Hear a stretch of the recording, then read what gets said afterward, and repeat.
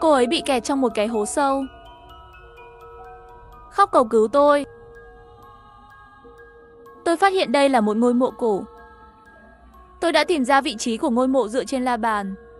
Và cuộc khủng hoảng thực sự chỉ mới bắt đầu.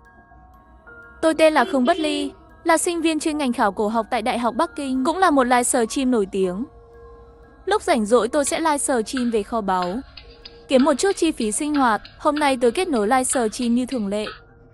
Hình ảnh đối diện lóe lên, một người phụ nữ nhếch nhác xuất hiện. Tóc cô ấy lộn xộn, mặt dính đầy bùn. Nhìn một lúc, đột nhiên kích động nhào tới Khương Bất Ly. Bạn là Khương Bất Ly phải không? Khương Bất Ly, cứu tôi, những tên cướp sắp đến rồi. Cứu tôi. Cô ấy vô cùng rối loạn, nói chuyện không có đầu đuôi. Tôi và khán giả trước màn hình đều giật mình. Xin hãy bình tĩnh. Bạn có thứ gì? Muốn tìm tôi giám định sao? Chị gái này bị sao vậy? Có vẻ như đang ở dưới tầng hầm nào đó. Ánh sáng mờ quá. Phải, điên điên khùng khùng. Không phải là bệnh nhân tâm thần chứ? Đừng nói. Cô ấy trông hơi giống ảnh hậu Châu Kỳ. Người phía trên đang nói chuyện gì vậy? Châu Kỳ đẹp hơn cô ta gấp 100 lần. Cô là anti phân đúng không? Trên bình luận bắt đầu cãi nhau. Nữ nhân điên nhìn chằm chằm những bình luận nói về chính mình trên màn hình. Đột nhiên phản ứng lại, đối với ông kính cúi đầu. Đúng, tôi là Châu Kỳ, Khương Bất Ly, mau tìm cách cứu tôi. Lời vừa nói xong, mọi người đều sửng sốt. Châu Kỳ là ảnh hậu trong giới giải trí. Chưa đến 30 tuổi, vừa có diễn xuất và sắc đẹp, bây giờ là nhân vật dẫn đầu lứa tiểu hoa. Ngay cả những người không quan tâm đến giới giải trí như tôi cũng biết. Châu Kỳ vừa tham dự buổi ra mắt phim mới tối qua, còn lên rất nhiều hot sâm. Sao lại toàn thân chật vật xuất hiện trong phòng livestream của tôi? Khán giả rất tức giận. Những người mời đến đều đang mắng tôi giở trò, cái độ nổi tiếng của Châu Kỳ. Tin thấy một người trông hơi giống Chu Kỳ, rồi nghĩ ra trò lừa bịp này. Thật là thái quá. Tôi đã liên hệ với Châu Kỳ Studio rồi. Peter Zimmer chờ bị chặn đi. Đừng nói lung tung. Peter Zimmer không phải là loại người đó. Cô ấy có tài năng thực sự. Haha, Châu Kỳ mất tích. Studio không gửi thông báo, cũng không báo cảnh sát, thay vào đó tìm một Peter Zimmer. Logic ở đâu chứ? Mọi người tranh nhau tắt tài khoản Studio của Châu Kỳ. Rất nhanh, tài khoản Studio của Châu Kỳ đích thân gửi. Nói ra một câu làm mọi người ngạc nhiên. Châu Kỳ, chị có thấy em không? Tôi là quản lý, Lisa. Chị ở đâu? Nhìn thấy cái tên quen thuộc, Châu Kỳ khóc lên. Chị cũng không biết. Chị không biết Lisa. Chị sợ quá. Tất cả khán giả trước màn hình đều im lặng, mọi người đều kinh ngạc. Nhìn vào ID của Châu Kỳ Studio, gửi đi một chuỗi dài văn bản. Chị bình tĩnh trước đã. Tối qua, sau bữa tiệc, chị một mình rời khách sạn. Sau đó đã xảy ra chuyện gì? Chị nghĩ lại thử xem. Em không cho chị ăn. Chị lén đi chợ đêm mua thịt nướng. Sau đó có một chiếc xe chạy đến. Lisa, chị bị bắt cóc. Ảnh hậu bị bắt cóc. Tôi cũng nhìn chằm chằm mắt mở to. Bị bắt cóc. Mau gọi cảnh sát đi. Liên hệ với tôi có ích gì? Đúng vậy, cảnh sát có thể xác định vị trí của chị thông qua định vị. Đúng vậy, Châu Kỳ, chị bị nhốt trong phòng bí mật sao? Em tưởng chị đã tắt máy. Đó là sự sơ suất của em sẽ liên lạc với cảnh sát ngay. Châu Kỳ, chị phải bình tĩnh lại. Cho chúng tôi biết chị đang ở đâu. Châu Kỳ sửng sốt một hồi. Sau đó lắc đầu. Hình như chị đã báo cảnh sát rồi. Không có tác dụng. Khương Bất Ly, Châu Thần nói cô là đại sư rất giỏi. Giúp tôi với. Hãy tính xem tôi đang ở đâu. Tôi thực sự rất sợ hãi. Châu Kỳ lại che mặt khóc thầm. Trạng thái tinh thần của cô ấy trông không ổn lắm. Nói chuyện cũng mơ hồ. Sẽ xuất hiện chóng mặt. Có thể bị nhầm lần ký ức. Tôi là bác sĩ. Châu Kỳ, gần đó có nước không? Bạn rửa mặt bằng nước sẽ tốt hơn nhiều. Nước. Tôi muốn uống nước. Châu Kỳ cầm điện thoại di động xoay người tìm nước. Máy ảnh cũng lắc theo. Lần này tôi mới phát hiện ra cô ấy không ở dưới tầng hầm. Xung quanh là bức tường đất có những cái lỗ không theo quy tắc nào. Hình như cô ấy đang ở trong một cái hố sâu. Châu Kỳ, đây có phải một cái hố nhân tạo được đào ra không? Bọn bắt cóc bỏ chị ở dưới hầm. Châu Kỳ, rốt cuộc chị đang ở đâu vậy?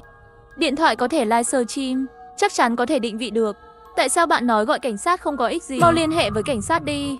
Bên chân Châu Kỳ có một vũng nước nông. Cô ấy cũng không ngại bẩn, đưa tay ra và hất nước lên mặt.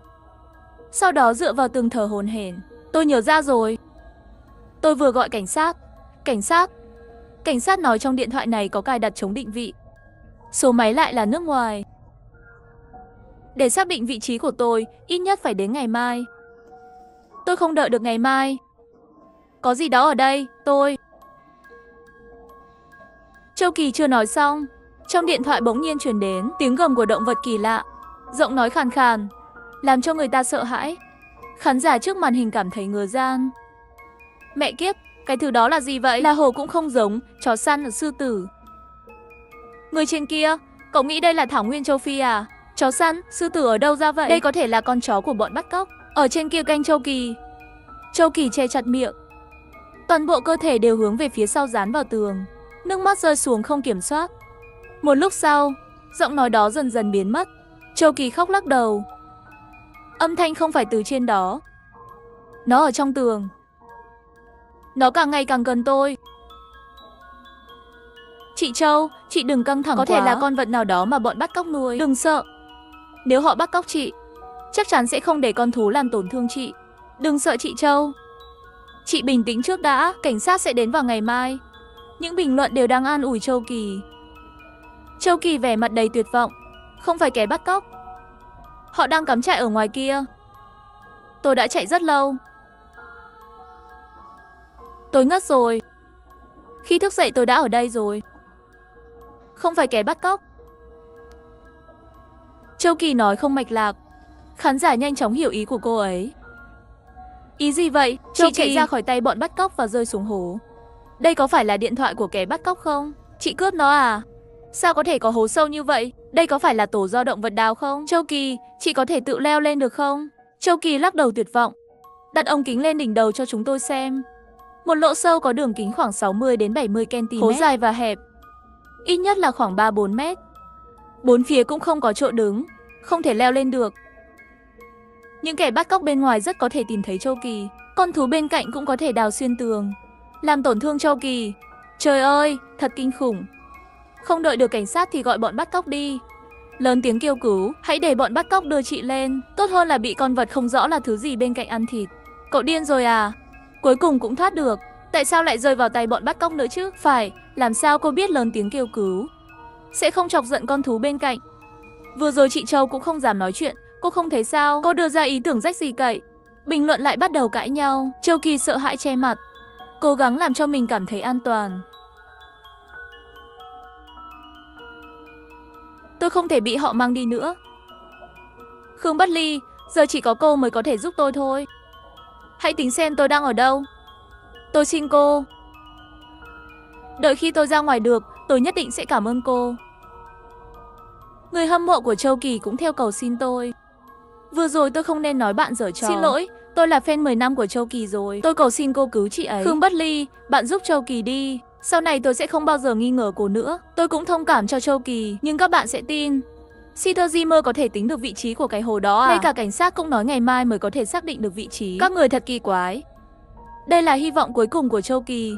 Không cần cô ở đây nhiều chuyện, mau cút ra khỏi đây. Tôi cười khổ lắc đầu. Châu Kỳ, tôi chỉ là một blogger, không biết coi bói. Cho dù có thầy bói, hắn cũng không thể tính đến vị trí cụ thể của cô. Cùng lắm cũng chỉ là hướng mà thôi. Thấy chưa, tôi đã nói là Khương Bất Ly cũng không có cách nào mà. Các ngươi còn mắng tôi. Đúng vậy, người hâm mộ, đừng quá phấn khích. Lúc này chỉ có thể dựa vào cảnh sát. Châu Kỳ đầy mặt tuyệt vọng dựa vào tường. Tôi không đợi được ngày mai. Tôi không thể ở đây một đêm. Tôi sẽ chốt ở đây. Như thể đang lặp lại lời của cô ấy. Tiếng gầm lại vang lên, hơn nữa còn rõ ràng hơn lần trước. Khán giả bắt đầu lo lắng.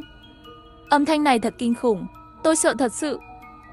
Đúng rồi, ở đó là hố cao 3-4 mét. Bên cạnh rốt cuộc là con vật gì vậy? Có phải là TT không? Có chuyên gia động vật nào không? Chúng ta có thể dựa vào con vật đặc biệt này xác định được vị trí của chị Châu không? Động vật dưới lòng đất, một ý nghĩ khủng khiếp chợt lóe lên trong đầu tôi. Nhìn kỹ môi trường phía sau Chu Kỳ, càng nhìn sắc mặt càng tệ. Những bức tường đất có đầy lỗ. Châu Kỳ, cô nghe tôi nói này. Trước tiên cô tìm xem ở gần đây có đồng xu nào không? Những thứ như gạch vỡ. Nếu cô có thể tìm được, có thể tôi sẽ có cách cứu cô. Thật sao? Đôi mắt Châu Kỳ phát sáng lên.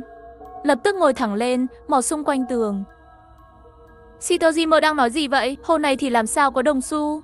Tôi cũng không hiểu cô ấy đang làm gì. Châu Kỳ, bên trái, có một chấm nhỏ trên bức tường bên trái của bạn. Khác với màu đất ở những chỗ khác. Chị đào ra thử xem.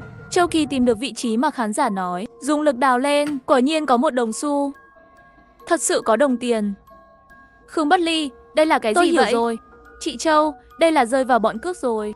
Lúc nãy tôi còn thấy kinh ngạc, làm sao có thể có một cái hố như vậy? Nhìn kìa, bức tường đó đầy dấu vết của cái xẻng. Cái này do bọn trộm mộ đào đấy. Tôi không hiểu, cho dù là trộm mộ thì làm sao? Shitoji làm sao có thể dựa vào một đồng tiền mà được vị trí chứ? Các người ngốc à? Dựa vào đồ vật trong mộ, có thể xác định được chủ nhân và năm của ngôi mộ. Sau đó, có thể tìm thấy vị trí của ngôi mộ này. Có xem qua anh Phiêu thổi đèn không? Tin rồng chia vàng nhìn núi. Một ngọn núi là một chướng ngại vật. Các ngôi mộ cổ đều được chọn vị trí theo phong thủy này. Hiện nay các thầy phong thủy lớn cũng dựa theo cách này để tìm những ngôi mộ lớn. Đây không phải là tiểu thuyết, mà là sự thật. Thật tốt quá, chị Châu được cứu rồi. Nhìn những bình luận không ngừng bay đến. Một nụ cười nhanh chóng xuất hiện trên mặt của Châu Kỳ. Châu Kỳ ở dưới mộ, cảm giác còn đáng sợ hơn nhiều. Đúng vậy, dưới mộ tại sao lại có tiếng động vật kêu? Chắc không phải là quỷ trong cổ mộ đang kêu chứ? Đừng nói lung tung. Một số động vật sẽ trốn trong nghĩa trang. Mèo thường rất thích sống trong mộ. Không phải quỷ gì cả. Nhưng mèo chỉ phân bố ở Trung và Hạ Lưu sông Dương Tử.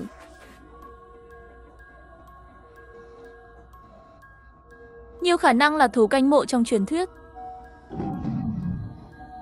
Nếu không tìm thấy Châu Kỳ trước tối nay, khả năng cao là ngày mai cô ấy không được thấy mặt trời rất cao. Châu Kỳ, cô lau sạch đồng xu đó xong rồi đưa cho tôi xem.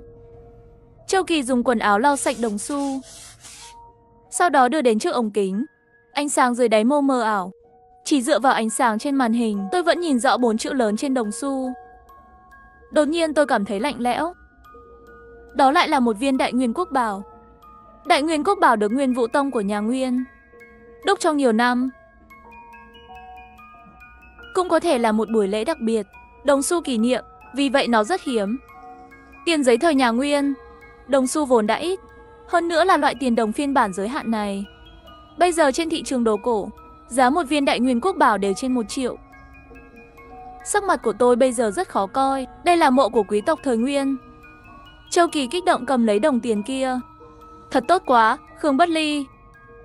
Có phải cô sẽ sớm tìm thấy tôi không? Tôi hạ mắt xuống, không nỡ nhìn mặt cô ấy. Xin lỗi Châu Kỳ. Lăng mộ thời Nguyên hầu như là không tìm thấy. Ý cô là sao? Vừa rồi không phải còn có người nói cái gì phân bằng định huyệt sao? Sao lại không tìm thấy rồi?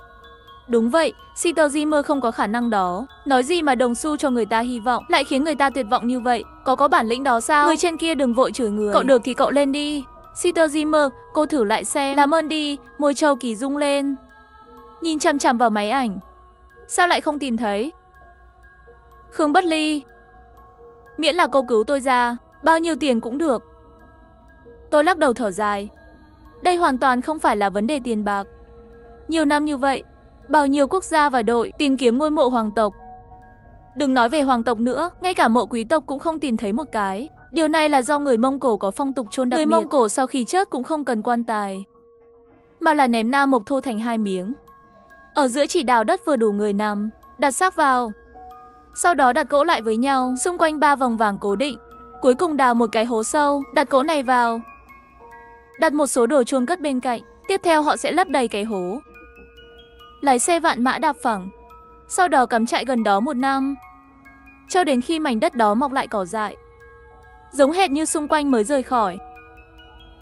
Châu Kỳ không nhịn được xen vào. Người canh mộ cũng biết vị trí của ngôi mộ chứ? Sao không tìm thấy? Tôi cười bất đắc dĩ.